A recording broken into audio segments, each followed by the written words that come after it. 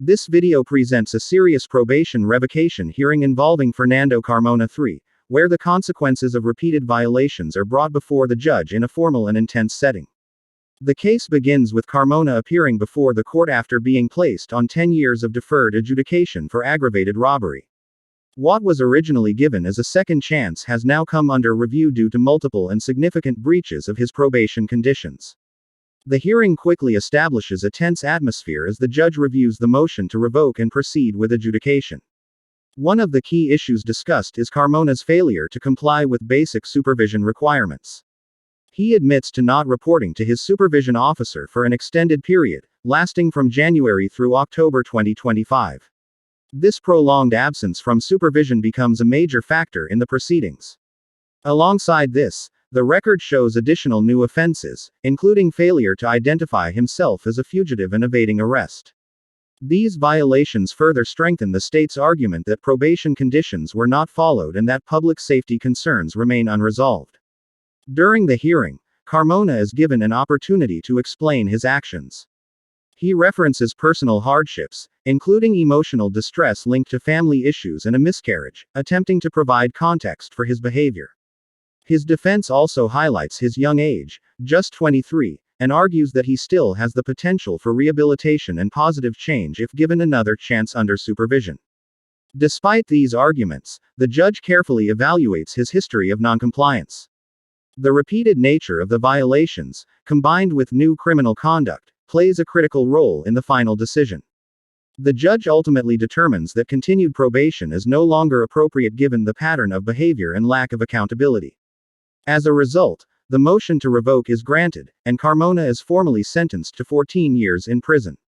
The sentence also includes additional legal consequences, such as a deadly weapon finding, a financial fine, restitution to the victim, and strict conditions restricting where he may reside in the future, particularly regarding households with minors. The hearing concludes with a firm and final ruling, emphasizing responsibility and the seriousness of failing to comply with court-ordered conditions. Adjudication of guilty and revoked community supervision with your attorney. Did you understand it? Yes, Your Honor. Are you the same Fernando Carmona III who was placed on deferred adjudication in 2022 CR 9805 for the offense of aggravated robbery on February 3rd, 2023 for a period of 10 years? Is that you? Yes, Your Honor. All right, state.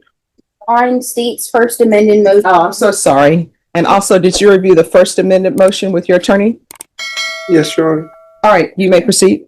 Violated condition number 1. On or about the 22nd day of November 2025 in Bexar County, Texas, the defendant, Fernando Carmona III, committed the offense of failure to ID fugitive intent to give false information in violation of condition number 1.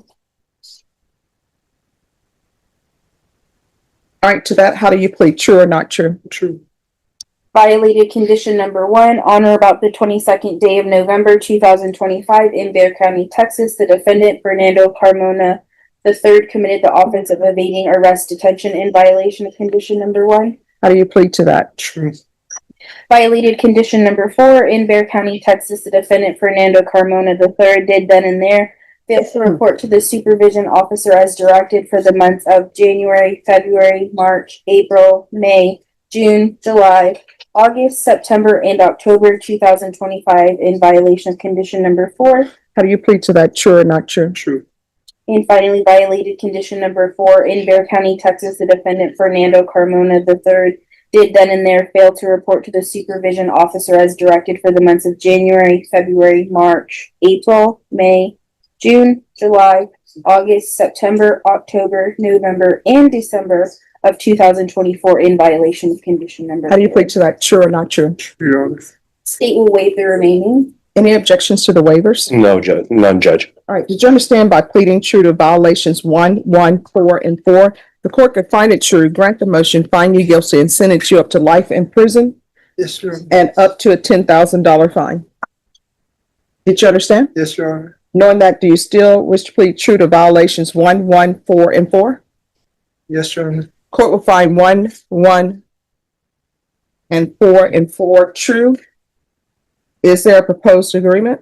No, there's not, Judge. We have differing opinions, so the state's position is to grant state's motion, revoke probation, enter an adjudication of guilt, and sentenced to 18 years in the prison.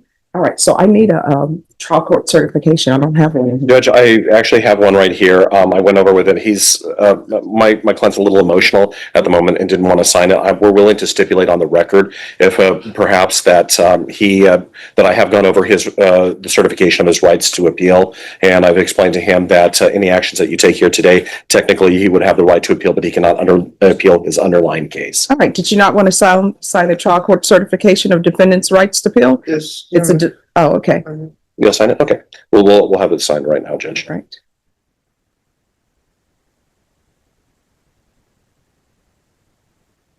Just sign. You understand that? Yeah, right there.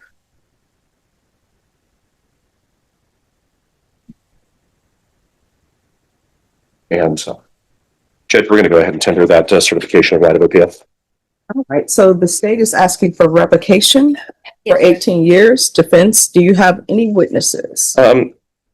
Your Honor, we have no witnesses, although except for my client, Mr. Carmona himself, he's willing to answer any questions that the court might have, and also wants to say a few words on his own behalf. All right, you want to raise your right hand?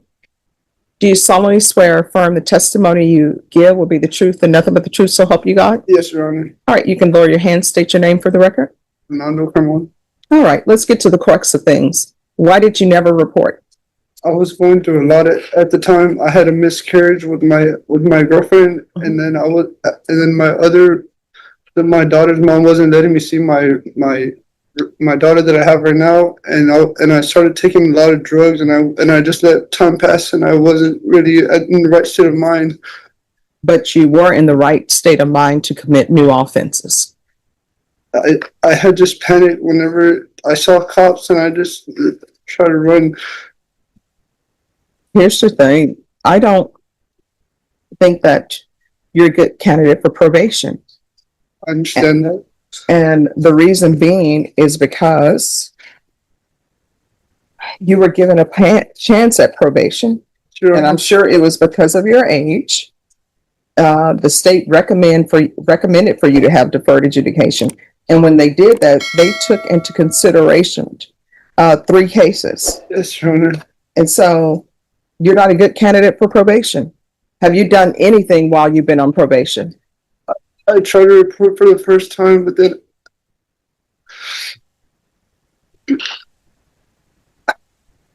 I'm sorry, Your Honor. I just had a lot of that had happened at the time, and I was just emotional, and I just wasn't who I am. I'm sorry. Well, no, I mean, here's the thing. I understand that sometimes people want to turn back the hands of time, but you can't. So we just have to deal with where we are now. Yes, Your Honor. And where we are now is, according to what I'm seeing, you have not done anything Yes, Your on Honor. probation, except pick up new cases. Yes, And Your that's the number one thing. The easiest thing is to report, because all that, I mean, it takes time because you're sitting, waiting for whoever your officer is to call you back and not pick up any new cases.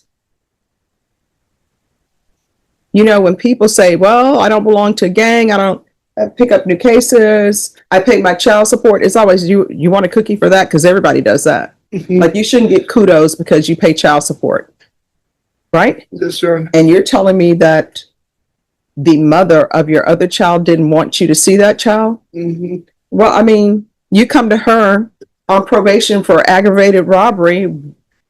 Why would she want you to see your child? And then you're picking up new cases and whatever else you had going on in your life. The most thing that threw me off was the fact that I had a miscarriage, and I was just really down about that. For 2 years. Yeah. And I understand, and I don't want to make light of it. Anytime you lose a child, that stays with you forever. But I don't see how that translates to you never showing up. I understand that. And when you said there was a miscarriage, what month was that? It was. I'm not really sure. I can't tell you the exact month. Well, I mean, was it? I just fell into depression. But when? around I had met my probation officer, and it was like a month after that. So, I mean, when would this have been though? That's what I'm trying to figure out. So if you began probation, let's figure this out. Back in February of 2023, and you said that you made a visit. Yeah, it was around April April what? 2023. Yeah. I just don't think that you're a good candidate. I understand that. Judge, if I may, on his behalf, I mean, you can see he's obviously very emotional here today. First thing that he told me, especially when I told him what the state was offering, was he's scared to death. I'm sorry. It's just the last time I'm so sorry. It's the last time I saw you, you really scared me, and I just didn't want to come back here. That's why I would run. Yeah, because I mean, here's the thing. You've been here before. This is not your first motion to revoke. And I do understand that sometimes when you're dealing with young people, and you're young, Yes, right? Your Honor. That is why the first time you came back, there was not a revocation. Yes, Your Honor. And the mother of your child, what's her name? Felicity. All right. That's the mother of your child. And Yes. then there's someone different. Uh-huh. All right. So here's the thing. The last time you were here on a motion to revoke, you know what I put in place? No, I don't. No contact with Felicity. Uh-huh. And here you are trying to get in touch with her so you could see your child.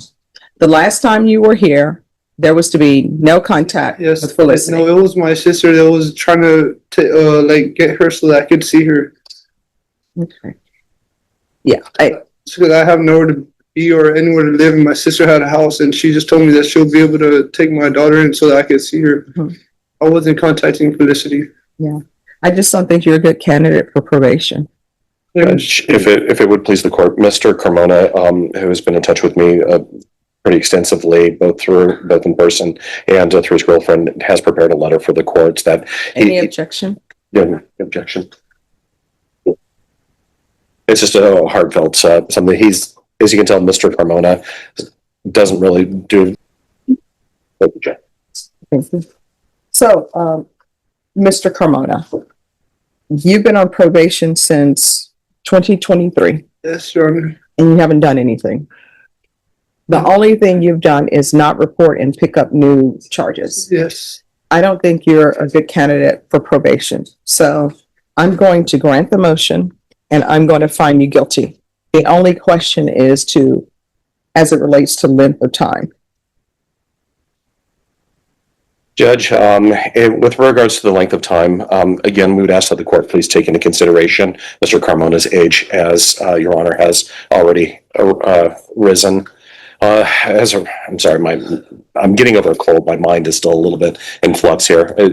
As the court has already raised on its own accord, he is very, very young. I believe that this incident took place when he was 19 years old. He's 23, about to turn 24 years old right now. Obviously, this underlying incident, I understand that there were some pretty bad facts in this case. Nevertheless, I would please ask that the court please take into consideration the time that has passed since then. He does actually have a girlfriend who is here in the courtroom with him, who has set him for the most part on the straight and narrow since then. Is this the person who had the miscarriage? Yes. Okay. And she has cared deeply. She has been in touch with me pretty consistently. She's been looking out for him. And how old is she? I'm sorry. How old are you again? Sir? She's 19, Judge. She's 19, and you decided to attach your star to somebody who is on probation for aggravated robbery, decided to have a child with him, and the only thing he's done on probation has been pick up new cases and not report it. Is this what we're doing in this world? Judge, I can't speak to her choices on this there, but she sees something in Mr. Carmona, and she has really taken an interest in him. And as such, I would just, again, I I can speak from a personal experience, Judge, that as a man, I was a different man from when I was 19 to 24, and then to what I am today. There's a reason why they say the brain doesn't stop developing until you're in your late 20s, especially as men. And I see that Mr. Carmona. I mean, when I met him, I kind of ran the full gamut of emotions there. I mean, admittedly, he was a little bit cocky when I first met him, and then he got a little concerned, a little frustrated, and now today I see this very scared young man. And right now he is very, very much staring down the fact that he could be spending the rest of his life in prison. And again, based on the facts of, as I understand them, because I did not handle the underlying case, I've been handling only the MTR. I don't see anything here that would warrant him spending 18 years of his life where he would then get out and be in his 40s. He would. I'm going to be turning 50 pretty soon, but I can only imagine myself starting my life essentially 9 years ago. So I just don't see that the facts warrant that here. I ask that the court please take mercy on him in its sentencing, and please allow him to get another start at life. I think with some structure, he might actually show some potential. As the hearing comes to an end, the judge delivers a final and decisive ruling after carefully reviewing all the evidence, violations, and arguments presented during the proceedings.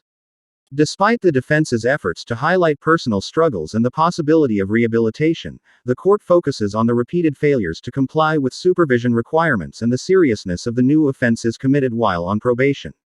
The judge explains that probation is a privilege that requires responsibility, discipline, and consistent compliance with all conditions.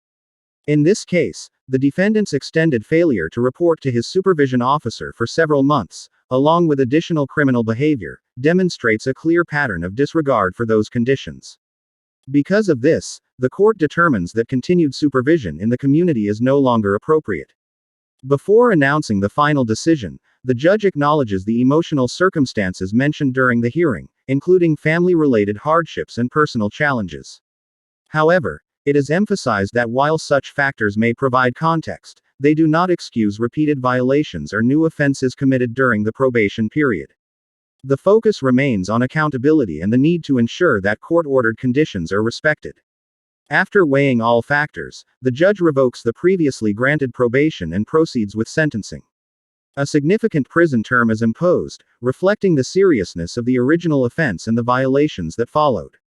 Additional penalties are also applied, including financial fines, restitution to the victim, and strict conditions related to future supervision and living arrangements. The defendant is then taken into custody, marking the end of the proceedings. The courtroom atmosphere remains solemn as the reality of the decision settles in. The case serves as a strong reminder of how critical it is to follow probation terms and how repeated violations can ultimately lead to the loss of a second chance. The hearing concludes with the judge reiterating the importance of responsibility, compliance, and respect for the conditions set by the court.